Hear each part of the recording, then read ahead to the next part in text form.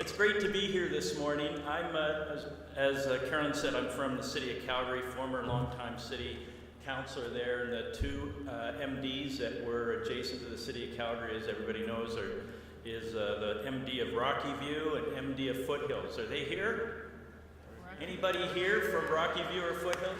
Yeah, we're over here. 1, 2, 3. There you are. Hi, guys. I know that you've got a great program, conference program here. It's great to follow you, Daniel. You took most of my thunder, though. Go first in front of Danielle the next time. Okay.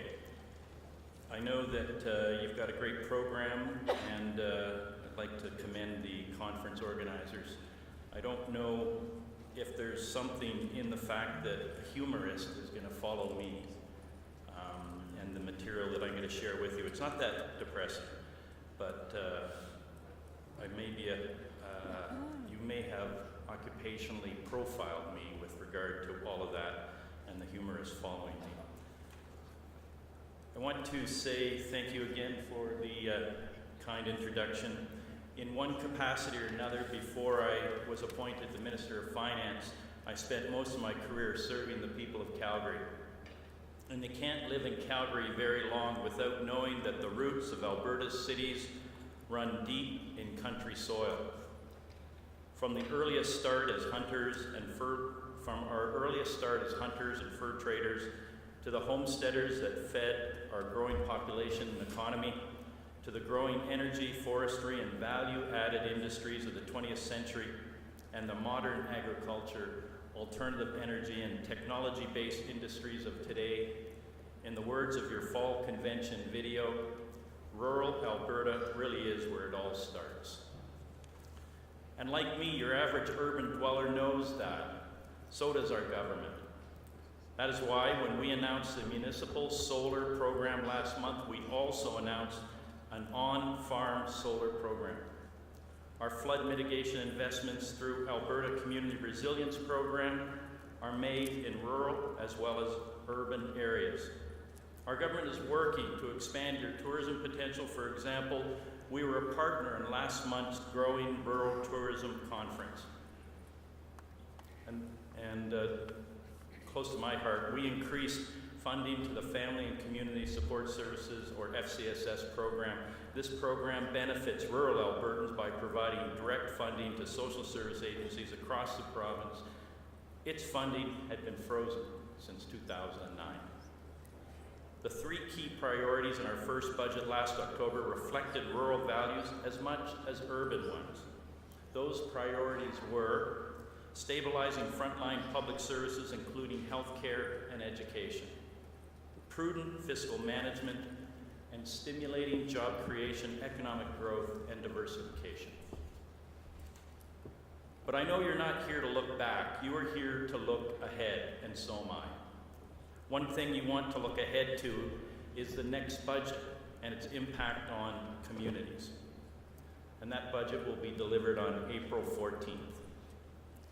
In the third quarter, we had a decrease in the oil price forecast by $5 per barrel just for this fiscal year. We're still working on an updated economic forecast for the coming fiscal year, but based on expert opinions of national forecasting agencies, banks and investment dealers, and industry analysts, given what is at stake, it is absolutely vital that we get it right. And that takes time.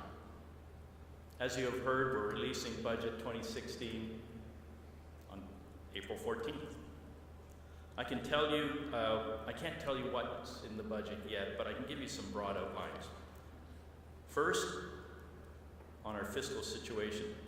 As Danielle mentioned, the 70% drop in the price of oil over the past year and a half is having a significant effect on our finances. 2 years ago, government collected $8.9 billion in resource revenue. This fiscal year, we're looking at $2.4 billion. My third quarter forecast revised our revenue forecast by another $660 million less than we estimated just 4 months ago. And there's more to our revenue picture than royalties. We also have a $762 million reduction in personal income taxes and lower average weekly earnings all across this province. Natural gas prices also remain stubbornly low. A decade ago, budget 2004 forecast $5.4 billion in natural gas revenue. In budget 2015, it was only 343. What does all this mean for budget 2016? First, I can tell you that even in our fiscal situation, the programs and services communities need will be there. We cannot fix our economy by reducing the health, education, and social services people need, or by adding to the unemployed. These are the suggestions of the opposition. It is odd in one breath complain of layoffs and in the next demand that more Albertans be laid off. Instead, our government will focus on creating jobs and diversifying the economy, investing in public infrastructure all across this province, and opening new markets for our products through pipelines both east and west. And that means opportunity for rural Alberta. We will continue our commitment to significant infrastructure spending over the next 5 years. We will work to keep government spending in line with population growth plus inflation, so programs are sustainable for the long term. Last fall, we expanded the mandate for AIMCO and provided access to more venture capital through the Alberta Enterprise Corporation. We also increased ATB's borrowing limit by $1.5 billion. This access to capital helps Alberta's entrepreneurs and businesses launch startups and will finance growth and innovation. These commitments will continue to support more entrepreneurs and small businesses. Small businesses, as we all know, are the center of so many communities across our province. We will continue to advocate to the federal government for funding for critical infrastructure projects to keep Albertans working. Expansion of fair access to employment insurance for Albertans in difficulties, and support for new pipelines to get our oil to new markets. We'll continue to build on our strengths as well. We still have low inflation in this province and low interest rates. Alberta still has the strongest balance sheet in the country.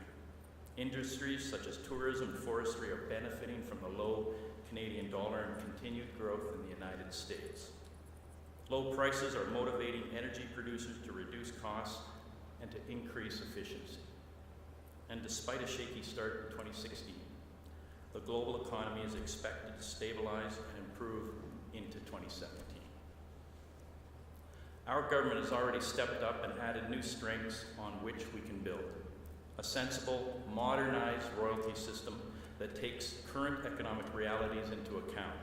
Energy economist Peter Tzurkian has called this new framework an important step to ensure the future prosperity of our province. Albertans will get a fair take for their resources while avoiding any undue burden to producers when they can least afford it.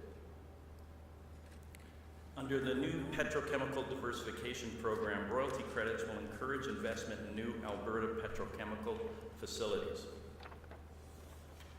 Our climate leadership plan, which has been supported by Canadian Natural Resources Limited's Murray Edwards, is enhancing Alberta's environmental credibility all across this country. And it is also encouraging new growth industries and new jobs in sustainable, renewable energy. We continue to take measures to control spending. The forecast of a $6.3 billion deficit this year is just $197 million higher than at budget, despite a $660 million drop in revenues. Already this year, our government has managed expenses down by $463 million. In part, it's because we worked hard to keep our operating expenses close to budget, and we will continue to do so. For example, e-reminders for vehicle registrations and license renewals will save about $3 million a year. Our commitment to prudent spending will continue. as we work to bend the curve on annual increases for the two biggest budget areas in government, which are healthcare and education. We're reviewing all government agencies, boards, and commissions, and the salary freeze for political staff and public service management will continue. We'll also continue to look at how we can manage expenses while maintaining programs Albertans rely on and the timing of platform commitments, with a long-term vision that encourages economic growth and diversification. I can also tell you that what Budget 2016 will not do. There will be no provincial sales tax.